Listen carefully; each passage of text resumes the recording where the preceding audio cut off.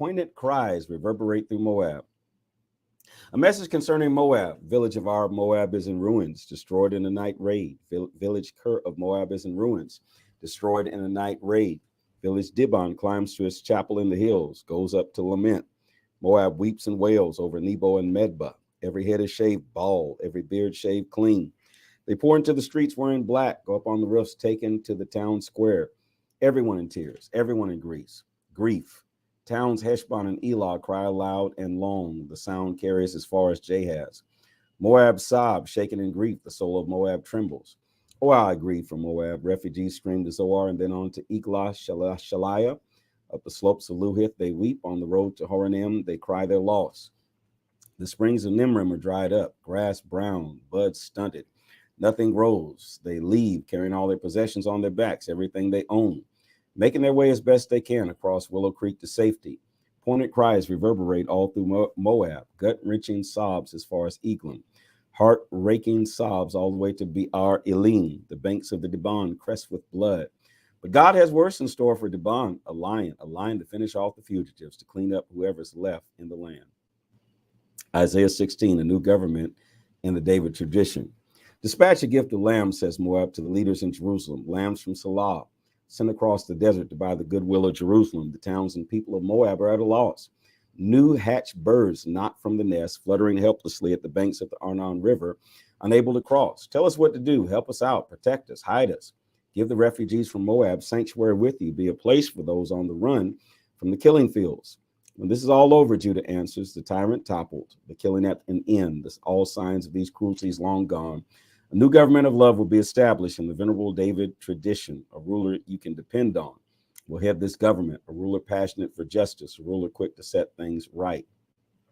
We've heard everyone's heard of Moab's pride, world famous for pride, arrogant, self-important, insufferable, full of hot air. So now let Moab lament for change with antiphonal laments from the neighbor. What a shame, how terrible. No more fine fruit cakes and Kerhereth candies, all those lush Heshbon fields dried up. The rich Sidmah vineyards withered. Foreign thugs have crushed and torn out the famous grapevines that once reached all the way to Jazir, right to the edge of the desert, ripped out the crops in every direction as far as the eye can see. I'll join the weeping. I'll weep right along with Jazir. Weep for Sidmah vineyards and yes, Heshbon and Eliah. I'll mingle my tears with your tears. The joyful shouting at harvest is gone. Instead of song and celebration, dead silence. No more boisterous laughter in the orchards. No more hearty work songs in the vineyards. Instead of the bustle and sound of good work in the fields, silence, deathly and deadening silence. My heartstrings throb like harp strings from Moab. My soul in sympathy for sad Kir Heretz when Moab trudges to the shrine to pray. He wastes both time and energy. Going to the sanctuary and praying for relief is useless. Nothing ever happens. This is God's earlier message on Moab. God's updated message is, in 3 years, no longer than the term of an enlisted soldier, Moab's impressive presence will be gone. That splendid hot air balloon will be punctured, and instead of a vigorous population, just a few shuffling bums panhandling handouts. Isaiah 17, Damascus, a pile of dust and rubble. A message concerning Damascus. Watch this. Damascus undone as a city, a pile of dust and rubble. Her towns empty. The people, the sheep and goats will move in and take over the towns as if they own them, which they will. Not a sign of a fort left in Ephraim. Not a trace of government left in Damascus. What's left of Aram? The same as what's left of Israel. Not much, decree of the angel, God of the angel armies. The day is coming. The day is coming when Jacob's robust splendor goes pale and his well-fed body turns skinny. The country will be left empty, picked clean as a field harvested by field hands. She'll be like a few stalks of barley left standing in the lush valley of Rephaim after harvest, or like a couple of ripe olives overlooked in the top of the olive trees, or the 4 or 5 apples that the pickers couldn't reach in the orchard, decree of the God of Israel. Yes, the day is coming when people will notice the one who made them. Take a long, hard look at the Holy of Israel. They'll lose interest in all the stuff they've made, altars and monuments and rituals, their homemade, handmade religion, however impressive it is. And yes, the day is coming when their fortress cities will be abandoned.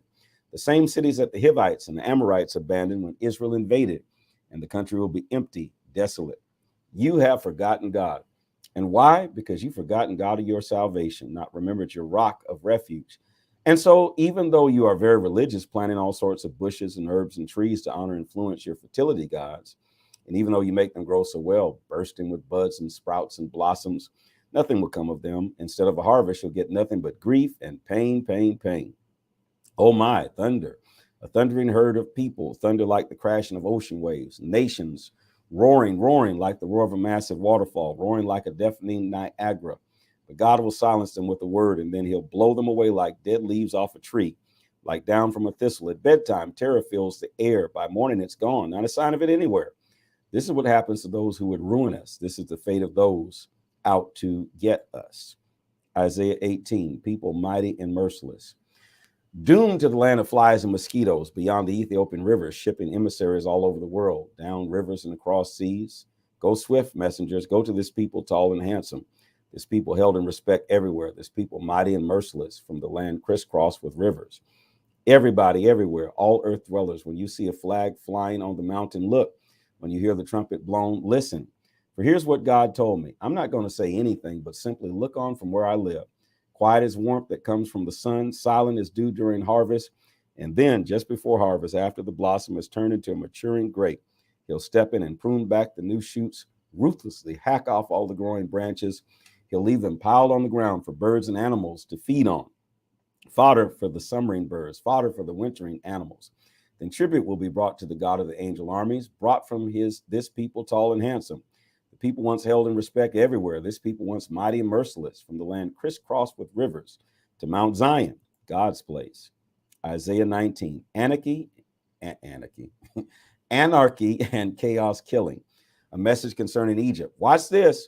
God riding on a fast-moving cloud, moving on in on Egypt. The god idols of Egypt shudder and shake.